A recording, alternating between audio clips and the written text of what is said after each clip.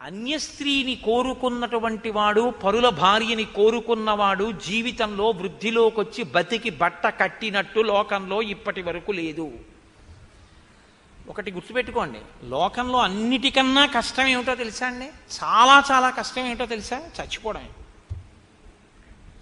అందుకే మనం పూజ చేస్తే అనాయాసేన మరణం వినా దైన్యేన జీవితం అని అడుగుతారు. ఈశ్వరుడు ఏం చేస్తాడంటే, అందుకు కదండి సనాతన ధర్మంలో మృత్యువు దేవత అయింది, మృత్యుదేవత అంటారు. ఆవిడ తీసుకోలేదనుకోండి, ఆవిడ నేను పట్టుకెళ్ళనండి అప్పుడేందనుకోండి, అయిపోయిందే వాడి పని. నేను ఒకనకొకప్పుడు కాకినాడలో ఒకసారి ఉపన్యాసం చెప్తుంటే పేరెందుకు చెప్పాలి, ఒకప్పుడు మంచి బలాఢ్యుడై ఉండేటటువంటి వ్యక్తి, నేను ఇంకొక కోణం మాట్లాడకూడదు, ఆయన మీరు ఇక్కడ దాకా వచ్చారని తెలిసింది, ఒక్కసారి మిమ్మల్ని చూస్తానంటున్నారు కోటేశ్వరారు, ఒక్కసారి మా ఇంటికి రండి అని అడిగింది వాళ్ళ ఆవిడే.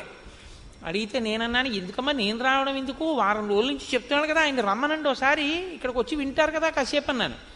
అంటే ఆవిడంది, ఆయన రాగలిగిన స్థితిలో లేరు అసలు, ఆయన ఇప్పుడు మంచం మీద ఉన్నారండి. అంటే నాకు జాలేసింది, అయ్యో అటువంటిప్పుడు మనం వెళ్ళడానికి భేషజం ఏమిటి, ఏదో ఇక్కడికే రావచ్చు కదా అన్నాను. కానీ ఆయన నన్ను చూడాలి పాపం మంచాన ఉన్నారంటే నేను వెళ్ళాలి కదా అమ్మ, రేపు కొంచెం తొందరగా వచ్చి మీ ఇంటికి వస్తాను.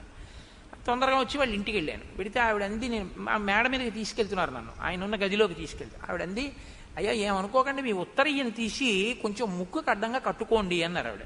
అంటే నేను తెల్లబోయాను, ఎందుకమ్మా కట్టుకోవడం ఎందుకన్నాను, మీరు లోపలికి దాకా రాలేరు అన్నారు ఆవిడ.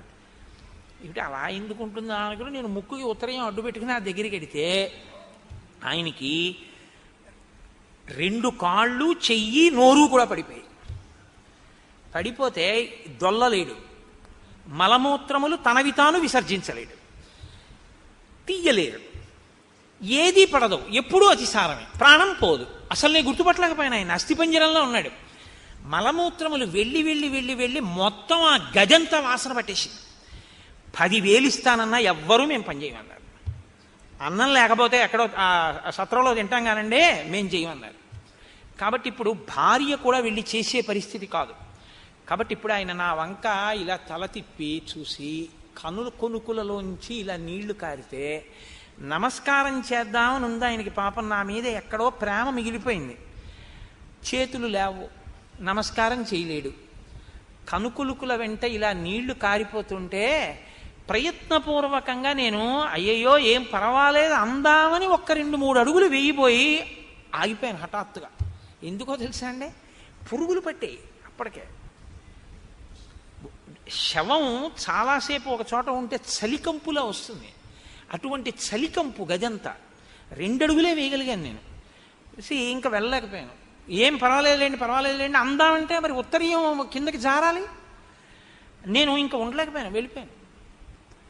ఆ తర్వాత 6 నెలలు ఉన్నాడు ఆయన అలాగా. ఈ దేనికి ఉన్నట్టు అంటే బాధ అనుభవించడానికి ఉన్నాడు. అందుకే మన వాళ్ళు మృత్యువుని దేవతను ఎందుకంటారో తెలుసా అండి, ఈ శరీరము జర్జరీభూతం అయిపోతే దీంట్లోంచి సునాయాసంగా ఆవిడ విడిపించేసింది అనుకోండి, అమ్మయ్య అంట. లేకపోతే ఇప్పటికే చాలా ఖర్చు అయిపోయిందండి, ఇప్పుడు మాత్రం ఉండి మాత్రం ఏం చేస్తాడు అని ఇంటికి తీసుకెళ్లరు. ఇప్పుడు ఆయన్ని ఎక్కడ పెడతామంటారు, అన్నదమ్ములు వాటాలు వేసుకుంటారు, వీధరుగు మీద పెడతారు, ఆ గదిలో పెడతారు. పలకరించేవాడు ఉండడు, చూసేవాడు ఉండడు, తన అలా పడి ఉండాలి. అలా తీసుకెడుతుంది కాబట్టే సనాతన ధర్మంలో మృత్యువుకి కూడా దేవతాస్థానం ఇచ్చి గౌరవించారు. కాబట్టి వెళ్ళిపోవడం అనేటటువంటిది అంత తేలిక కాదు. రావణ ఏదో అనుకుంటున్నావు, నీ ఒక్కడివి వెళ్ళిపోతాను అనుకుంటున్నావా? సీతమ్మ జోలికెడితే ఇంత భోగం అనుభవిస్తున్న లంక వెళ్ళిపోతుంది అన్నాడు. నిజంగా ఆ ఒక్క మాట కొంచెం జీర్ణం అయ్యి ఉంటేనండి రావణుడికి, అది ఎలా అన్నాడంతే, ఒకవేళ అది కూడా అయితే అని ఆలోచించి ఉంటే, నా కళ్ళ ముందు ఇంతమంది వెళ్ళిపోయి నేను ఒక్కడే మిగిలిపోతే ఉన్నట్టా ఊడిపోయినట్టా అని ఒక ఆలోచన చేసి ఉంటే బహుశా మార్పు వచ్చి ఉండేదేమో.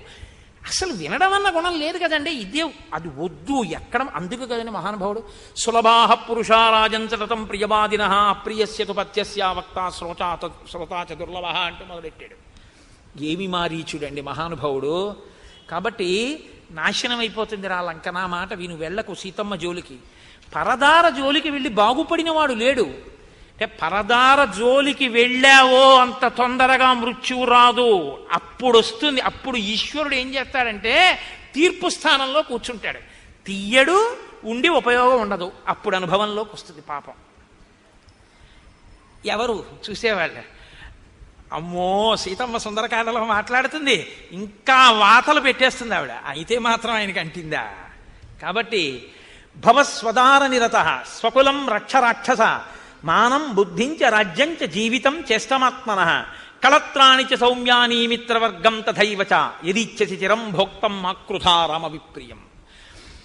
నీ దారయందు, నీ భార్యల యందు నువ్వు తృప్తి పొందు, నీ కులాన్ని నువ్వు రక్షించుకో, నీ యొక్క గౌరవాన్ని నువ్వు కాపాడుకో, నీ బుద్ధిని సక్రమంగా ఉంచుకో, నీ రాజ్యాన్ని కాపాడుకో, నీ జీవితాన్ని కాపాడుకో. కళత్రానిచి సౌమ్యాని, నీ యొక్క భార్యలతో నువ్వు సంతోషంగా ఉండాలని నువ్వు కోరుకుంటే, మిత్రవర్గం తథైవచ, నీ మిత్రులు సంతోషంగా ఉండాలని కోరుకుంటే, యదీచ్ఛసి చిరం భోక్తం, నువ్వు చాలా కాలం ఇలా సుఖాలు అనుభవించాలనుకుంటే, మాకృధా రామ విప్రియం, రామునికి మాత్రం అపకారం చేద్దాము అని ఎప్పుడూ అనుకోకు.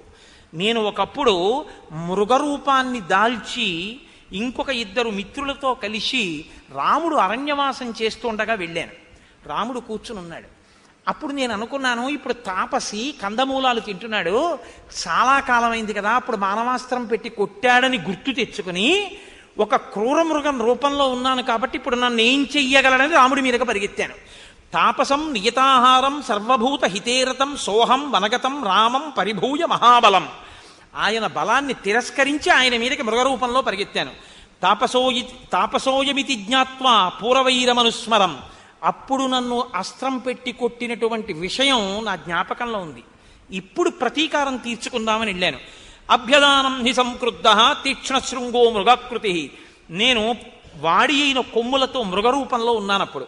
జింఘాసుర కృత ప్రజ్ఞ తం ప్రహారమనుస్మరన్. పూర్వపు దెబ్బ స్మరించి ఇప్పుడు రాముణ్ణి చంపుదామని వెళ్ళాను.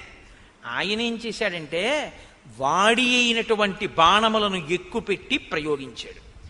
నాతో వచ్చినటువంటి వాళ్ళు అక్కడే ఆ బాణపు దెబ్బ గుండెల్ని చీల్చి చంపేసింది. నేను అటు ఇటు తిరిగి ఆ బాణపు దెబ్బ తప్పుకుని పారిపోయించాను.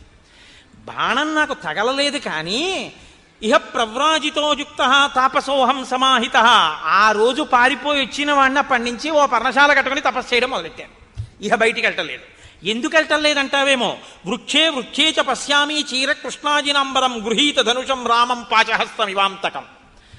నేను ఎక్కడికన్నా బయటికి వెళ్ళాననుకో, వృక్షే వృక్షే చ పశ్యామి చీర కృష్ణాజినాంబరం, ఇలా తలెత్తి చూస్తే ఏ చెట్టు మీద ఏ కొమ్మ మీద చూసినా సరే నారచీర కట్టుకుని చేతిలో ధనస్సు పట్టుకుని రాముడు కనబడుతూ ఉంటాడు. ఎన్ని చోట్లని పరిగెత్తను, ఎక్కడికి పరిగెత్తినా రాముడే కనబడుతూ ఉంటాడు.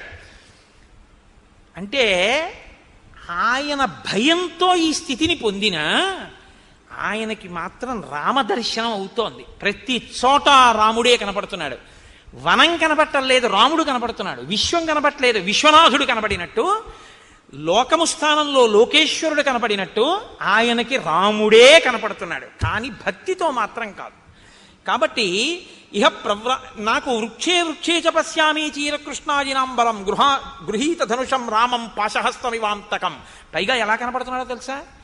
చేతిలో యమపాశం పట్టుకున్నటువంటి యమధర్మరాజు గారు ఎలా ఉంటాడో అలా కనపడుతున్నాడు. అంటే ఎప్పుడు కనపడ్డా రాముడు ప్రసన్నమూర్తిగా మాత్రం కనపడలేదు, క్రుద్ధుడై కనపడ్డాడు. ఆయనకి కోపంతో కనపడ్డాడు, రౌద్రంగా కనపడ్డాడు. అంటే ఈయన చాలా భయంతో కూడినటువంటి స్థితిలో ఉన్నాడు తప్ప తక్కువేమి మనకు రాముండొక్కడుండు వరకు అన్న స్థాయిని మాత్రం పొందలేకపోయాడు. అంటే గతం యొక్క అనుభవాలు ఇంకా ఈయన్ని వెంటాడాయి. అపి రామసహస్రాణి భీత పశ్యామి రావణ రామభూతమిదం సర్వం అరణ్యం ప్రతిభాతిమే. నాకు అపి రామ సహస్రాణి, సహస్రాణి అంటే 1000 అని కాదు, అనంతం. నాకు ఎక్కడ చూసినా రాముడే. ఆ రాముడిని చూసి భీత పశ్యామి రావణ, నాకు భయం వేసేస్తుంది. రామభూతమిదం సర్వం అరణ్యం ప్రతిభాతిమే, అరణ్యమంతా రాముడే, కొమ్మలు రాముడు. అదేంటి ఏదో సర్వం రామమయం అంటారు చూసారా, అసలు అలా కనపడింది మారీచుడికొక్కడికే. రామభూతమిదం సర్వం అరణ్యం ప్రతిభాతిమే, నాకు ఈ అరణ్యమంతా రాముడై ప్రకాశిస్తోంది. నాకు ఇంకా చెట్లు, కొండలు, గుట్టలు, ఏర్లు, సెలయేర్లు, నదులు, నదములు ఇవేం నాకు కనపడవు. నాకు అన్నీ రాముడే. కాబట్టి నాకు భయం. ఇది ఎక్కడి వరకు పోయిందో తెలుసా? పడుకుందామంటే దృష్ట్వా స్వప్నగతం రామం, కల వస్తే రాముడు వస్తాడు. కల దాటితే కదా సుషుప్తి. జాగ్రత్త నుంచి స్వప్నావస్థ, స్వప్నావస్థ నుంచి సుషుప్తి. అసలు నిద్రపోదామంటే రాముడే. అందుకని నేను నిద్రపోయి చాలా కాలం అయింది. పోనీ జాగృతిలో ఉంటే రాముడే. కాబట్టి ఇప్పుడు నేను రాముడి నుంచి తప్పించుకోగలిగిన స్థితిలో లేను. నేను ఎప్పుడూ రాముడు అలా చూస్తుంటాడు, నాకు అటువంటి రాముడు కనపడుతూ ఉంటాడు. నేను అలాగే భయం భయంగా ఒక చోట నక్కి ఉంటాను. నాకు ఎంత భయం పట్టేసిందో తెలుసా రాముడంటే? రావణ రకారాదీని నామాని రామత్రస్తస్య రావణ రత్నాని చరధాశ్చీమాత్రా సంసంజనయంతిమే. నా దగ్గరికి ఎవరైనా వచ్చి రాతో మొదలెట్టినటువంటి అక్షరంతో ప్రారంభమైన పదాన్ని పలకబోయి రత్నం అందామని అన్నారనుకో, నేను పారిపోతాను. రామ అంటాడేమో తర్వాతని. రత్నానిచ రథశ్చైవ, రథం అందామని రా అన్నాడు అనుకోండి, నేను పారిపోతాను. ఎందుకంటే తర్వాత మా అంటాడేమో అని భయం. నాకు రా అని వినపడితే పారిపోతున్నాను. నాకంత భయం పట్టేసిందయా. నాకు రామ అంటే భయం, రాముడే నాకు కనపడుతూ ఉంటాడు. నాకు ఇంకేం కనపట్టలేదు. వచ్చిన బాధ నాకు చెట్లు పుట్టలు ఏం లేవు, అన్ని రాముడే. అది ఎలా పాశహస్తమివాంతకం, చంపేసేటటువంటి యముడిలా కనపడుతూ ఉంటాడు నాకు. కాబట్టి అయినా నేను తెలియక అడుగుతాను, రావణ మీ చెల్లెలు ముక్కు చెవులు కోసేశారు, ఖరదూషణాదుల్ని చంపేశాడు, ఉత్తిని చంపేశాడని చెప్పావు కదా, ఏ పని లేకుండా చంపేశాడన్నవి నేను చెప్పనా యథార్థం ఏమిటో? యది శూర్పణకాహేతో జనస్థానగతకర అతివృత్తో హతపూర్వం రామేణ కృష్ణకర్మణ అత్ర బ్రూహి యథాతత్వం కో రామస్య వ్యతిక్రమ. ఈ ఖరదూషణాదులనేటటువంటి వాళ్ళు మర్యాదని మరిచిపోయి రామచంద్రమూర్తికి ఇంతమందిని కలిసి యుద్ధానికి వెడితే రాముడు 14,000 మందిని యుద్ధంలో తెగటార్చాడు. శూర్పణక యుక్తాయుక్త విచక్షణ మరిచిపోయి రాముడి దగ్గరికి వెడితే ముక్కు చెవులు కోశాడు తప్ప అసలు విషయం తెలుసుకోకుండా నీ ఇష్టం వచ్చినట్టు మాట్లాడతావేంటి? తప్పది. రాముడి దోషం ఏముందని ఇవాళ రాముడి భార్యను అపహరిస్తానంటున్నావు? నువ్వు అలా మాట్లాడకూడదన్నాడు. అసలు నిజంగానండే కుండ బద్దలగొట్టినట్టు అంటారు చూసారా, అంత స్పష్టంగా మాట్లాడేశాడు. ముందే చెప్తాడుగా, వక్తా శ్రోతాచ దుర్లభ. వినకపోవడం ఎంత ప్రమాదం తెస్తుందో మీరు రావణుడి వైపు చూడాలి. రావణుడు చూడండి ఎలా మాట్లాడతాడో. తం పద్యహిత వక్తారం మారీచం రాక్షసాధిప అబ్రవీత్ పరుషం వాక్యం అయుక్తం కాలచోదిత. కాలుని చేత చోదితమైన వాడు అంటే యమధర్మరాజు గారి చేత గ్రసింపబడడానికి సిద్ధంగా ఉన్నవాడికి మంచి మాట తలకెందుకు ఎక్కుతుంది? కాబట్టి ఎక్కలేదు. వాక్యం నిష్ఫలమత్యర్థం ఉక్తం బీజ మివోషరే. ఉషర క్షేత్రంలో పడినటువంటి విత్తనం ఎలా మొలకెత్తదో అలా మారీచుడు ఇంత కష్టపడి చెప్పినా రావణాసురుడి తలకెక్కలేదు.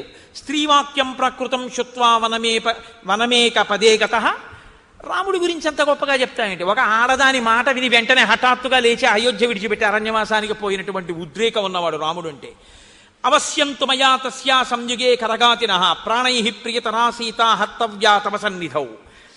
ఖరదూషణాదుల్ని సంహరించినటువంటి ఆ రాముడికి సరైనటువంటి శిక్ష ఆయన ప్రాణ సమానమైనటువంటి సీతని అపహరించడమే. అది కూడా నీ సమక్షంలోనే జరగాలి. అంటే నువ్వు నాకు ఉపకారం చేసి తీరాలి, చుక్కల జింకగా రావాలి. నా మాట వినద్దనుకుంటున్నావేమో. పంచరూపాణి రాజానో ధారయం చమితేజసౌః అగ్నేరింద్రస్య సోమస్య వరుణస్య యమస్య చ ఔష్ట్యం తథా విక్రమంచ సౌమ్యం దండం ప్రసన్నతాం. రాజు అంటే రాజు ఒక్కడే అనుకుంటున్నావేమో. రాజు 5 రూపాల్లో ఉంటాడు. ఆయన అగ్నేరింద్రస్య సోమస్య వరుణస్య యమస్య చ. అగ్ని స్వరూపం ఆయనే, ఇంద్రస్వరూపం ఆయనే, వరుణస్వరూపం ఆయనే, సోమస్వరూపం ఆయనే, యమస్వరూపం ఆయనే. 5 రూపాలలో ఉండి అగ్నిలా తీక్షణమైనటువంటి స్వభావాన్ని, ఇంద్రుళ్ళ పరాక్రమాన్ని, చంద్రుళ్ళ ఆహ్లాదకరత్వాన్ని, వరుణుళ్ళ దుష్ట నిగ్రహ లక్షణాన్ని, యముడిలా ప్రసన్నతను సంతరించుకుని రాజు ఉంటాడు. కాబట్టి రాజుతో మాట్లాడేటప్పుడు ప్రసన్నుడవై అంజలి ఘటించి వినయంగా మాట్లాడడం నేర్చుకోవాలి. నేను అడగని విషయాలు నేను చెయ్యమనని బోధానాన్ని నాకెవడు చేయమనండి నిన్ను? ఇది ధూర్త లక్షణం కాదా? కాబట్టి నేను అడగంది నువ్వు ఎందుకు మాట్లాడుతున్నావు? మాట్లాడేటప్పుడు భక్తి శ్రద్ధ అవసరం కాదా? నేను పోతాను, నా రాజ్యం పోతుంది, లంక పోతుంది, ఇవే నువ్వు ప్రభువుతో మాట్లాడవలసిన మాటలు? నేను ఏది చెప్పానో అది నువ్వు చేయి చాలు.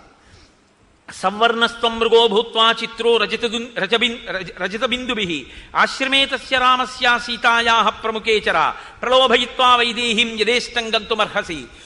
నువ్వు నేను చెప్పినట్టుగా బంగారు చుక్కలు కలిగినటువంటి మృగంలా వెళ్ళి సీతమ్మ తల్లి యొక్క సమీపంలో కదలాడు. రామచంద్రమూర్తి నిన్ను వేటాడడం కోసం వస్తారు. ఆ తర్వాత నేను సీతాపహరణం చేస్తాను. బతికితే నీ ఇష్టం, ఎక్కడికైనా పో. అపక్రాంతే తు కాకుత్సే దూరం యాత్వాప్యుదాహర హాసీతే లక్ష్మణేత్యేవం రామవాక్యానురూపకం. రామచంద్రమూర్తి కంఠం ఎలా ఉంటుందో అలాంటి కంఠాన్నే నువ్వు అనుకరిస్తూ హా సీత హా లక్ష్మణ అని దూరంగా వెళ్ళిన తరువాత అరవాలి. అరిస్తే రాముడికి అపకారం జరిగిందనుకుని లక్ష్మణుడు వెళ్ళిపోతాడు. లక్ష్మణుడు వెళ్ళిపోతే నీ సీతను అపహరిస్తాను. అపక్రాంతే చ కాకుత్సే లక్ష్మణే చ యథాసుఖం ఆనయిష్యామి వైదేహీం సహస్రాక్ష శచీమివా. ఇంద్రుడు శచీదేవిని ఎలా తీసుకెడతాడో అలా నేను లక్ష్మణుడు దూరంగా వెళ్ళిన తర్వాత సీతమ్మని తీసుకెడతాను. రాజ్యస్యార్థం ప్రయచ్చామి మారీచ తవ సువ్రత. నువ్వు ఈ పనికాని చేసి పెడితే నీకు రాజ్యంలో సగభాగం ఇచ్చేస్తాను అని రావణుడు మాట్లాడడం అంటే ఎలా ఉంటుందో చూడండి. మాట విననివాడు మాట్లాడడం అంటే ఎలా ఉంటుందో అద్భుతం. రావణుడి నోటి వెంట వచ్చినటువంటి ఈ మాటని వాల్మీకి మహర్షి మనకు అందించడం. ఆసాద్యతం జీవిత సంశయస్తే మృత్యుర్ధ్రువో హ్యద్యమయా విరుధ్య ఏతద్యథావత్ ప్రతిగృహ్య బుద్ధ్యా యదత్ర పద్యం కురుతత్తదాత్వం. నేను చెప్పినటువంటి పని నువ్వు చేసి మృగం వేషంలో వెళ్ళావా, బతకచ్చు, చనిపోవచ్చు. సంశయం చనిపోవడం అన్నది. ఎందుకని? ఏమో రాముడు నీ మీద బాణం వేయకపోవచ్చు, బతికేయచ్చు. నువ్వు దూరంగా రాముడిని తీసుకెళ్ళిపోయి రాముడి కంఠాన్ని అనుకరించి హా సీత హా లక్ష్మణ అన్నాక లక్ష్మణుడు వెళ్ళిపోయాడు అనుకో, నువ్వు చచ్చిపోవాలని నేను ఎందుకు కోరుకుంటాను? సీతమ్మని అపహరించి తీసుకెళ్ళిపోతాను, పైగా బతికున్న నీకు అర్ధరాజ్యం ఇస్తాను.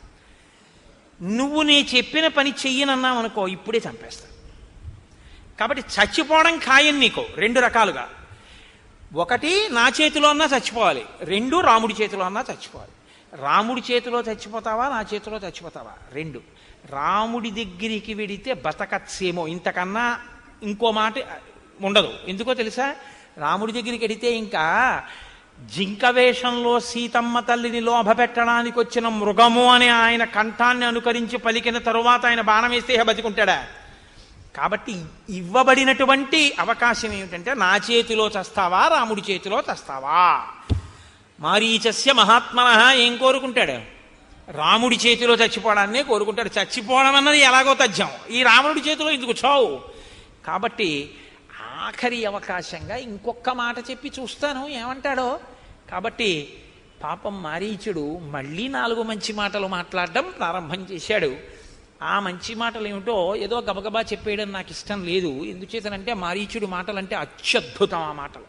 కాబట్టి రేపటి రోజున నేను ఆ మిగిలినటువంటి మాటల్ని చెప్పి మిగిలినటువంటి కథాక్రమాన్ని రామచంద్రమూర్తి ఎంతవరకు పలికిస్తే అంతవరకు రేపటి రోజున పలికేటటువంటి ప్రయత్నం చేస్తాను. మనం పెట్టుకున్నటువంటి ఆచారాన్ని అనుసరించి ఒక 11 మాటలు రామచంద్రమూర్తి యొక్క నామాన్ని పలుకుదాం. పాహి కృష్ణాయనచు ద్రౌపది పలికినది శ్రీరామనామము. రామనామము రామనామము రమ్యమైనది రామనామము. గోచరంబగు జగము లోపల గోప్యమైనది రామనామము. రామనామము రామనామము రమ్యమైనది రామనామము. బ్రహ్మ సత్యము జగన్మిథ్యాభావమే శ్రీరామనామము. రామనామము రామనామము రమ్యమైనది రామనామము. భక్తితో భజించు వారికి ముక్తి నొసగును రామనామము. రామనామము రామనామము రమ్యమైనది రామనామము. భగవదర్పిత కర్మ పరులకు పట్టుబడు శ్రీరామనామము. రామనామము రామనామము రమ్యమైనది రామనామము.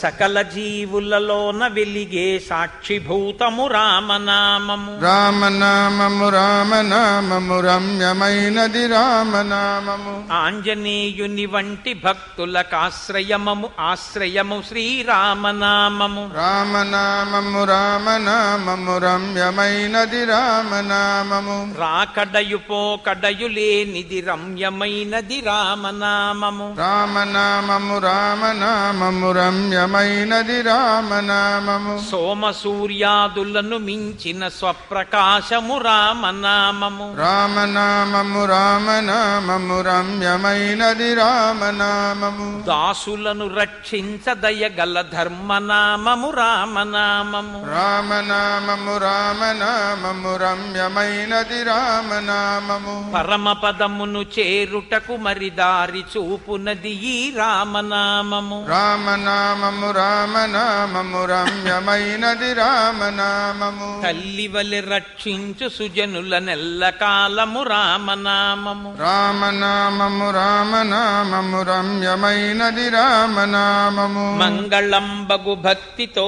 పాడిన శుభకరంబగు శ్రీరామనామము. రామనామము రామనామము రమ్యమైనది రామనామము. మంగళాశాసనపరై మదాచార్య పురోగమై సర్వైశ్చ పూర్వైరాచార్యై సత్కృతాయాస్తు మంగళం. మంగళం కోసలేంద్రాయ మహనీయ గుణాత్మనే చక్రవర్తి తనూజాయ సర్వభౌమాయ మంగళం. ఉమాకాంతాయ కాంతాయ కామితార్థప్రదాయినే శ్రీగిరీశాయ దేవాయ మలినాథాయ మంగళం. కరచరణకృతం వా కర్మవాక్కాయజం వా శ్రవణనైనజం వా మానసం వాపరాధం విహితం వా సర్వమేత్తక్షమస్వ. శివ శివ కరుణాబ్ధే శ్రీమహాదేవ శంభో. సర్వం శ్రీ ఉమామహేశ్వర